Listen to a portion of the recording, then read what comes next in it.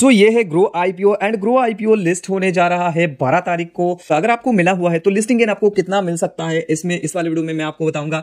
And साथ ही साथ जो है लिस्टिंग के डे में क्या हम इसको होल्ड करें या फिर सेल करें, लॉन्ग टाइम के लिए हम इसको होल्ड कर सकते हैं क्या, तो सारे क्वेश्चन के आपको यहाँ पे जवाब मिलेगा। तो देखो सबसे पहला क्वेश्चन जो कि बहुत इंपॉर्टेंट है, सभी उसके लिए मतलब वेट करेंगे, वो ये है कि जीएमपी मतलब हमको लिस्टिंग गेन कितना मिलेगा। ठीक है, देखो कुछ फैक्टर जो है लिस्टिंग गेन के लिए मैटर करता है। सबसे पहली बात यहाँ पे इसका जो साइज था वो 6632.3 करोड़ का था, जो कि अच्छा खासा बड़ा था। लेकिन यहाँ जो फ्रेश इशू था वो बहुत कम था, 1060 करोड़ का ओनली। 6-7 हजार करोड़ में से 1000 करोड़ ओनली ग्रो कंपनी के डेवलपमेंट में लगेगा, बाकी का बाकी सारा का सारा जो है अपना प्रोमोटर पैसे मतलब निकाल रहा है। ठीक है, ऑफर फॉर सेल है। तो ये जो है एक सबसे पहले माइनस पॉइंट आपको यहाँ पे देखने के लिए मिलेगा। एंड अगर मैं बात करूं मतलब इसका प्रोमोटर होल्डिंग, देखो प्रोमोटर होल्डिंग अभी 28% है, अगर बेच के निकल जाएंगे तो ये निकल के 20% से भी नीचे आ सकता है। तो ये और दूसरा माइनस पॉइंट है।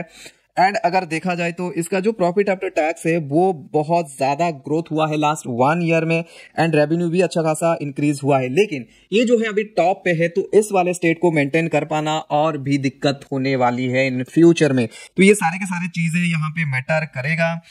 लेकिन एक बात तो सही है, ग्रो कंपनी के ऊपर, अब प्लस की बात कर रहा हूं, जो प्लस पॉइंट है वो है ग्रो के ऊपर डेट नहीं है, मतलब कंपनी के ऊपर इतना ज्यादा कर्जा नहीं है, सरप्लस अच्छा खासा है, प्रॉफिट आफ्टर टैक्स भी अच्छा खासा है।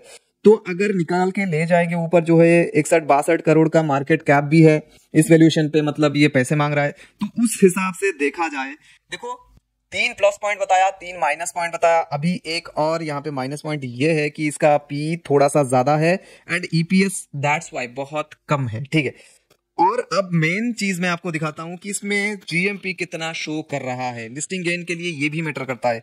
देखो ग्रे मार्केट में इसका डिमांड बिल्कुल नहीं है, 4% का यहाँ पे लिस्टिंग गेन शो कर रहा है। लेकिन लोगों का जो प्यार है ना वो भी अच्छा खासा दिखा, 17.6 टाइम जो है ओवर सब्सक्राइब हुआ है।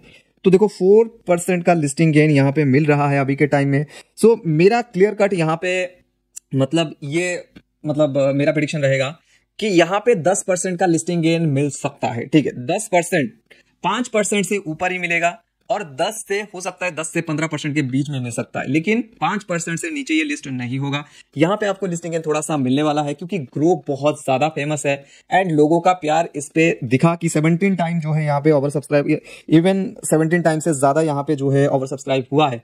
तो लिस्टिंग गेन आपको 5% से ऊपर और 15% के भीतर कहीं पर भी ये लिस्ट हो सकता है। ठीक है, अब आते हैं सेकंड थिंग कि इसको होल्ड करें या फिर सेल करें। देखो अगर लिस्टिंग गेन यहाँ पे 10% हो जाती है तो एग्जिट करना सही रहेगा। उसके बाद जब ये नीचे आएगा, अगर देखो मान लो कि 15% से ऊपर 20% में लिस्टिंग हो जाती है, तो उस केस में आपको बेच के निकलना ही है।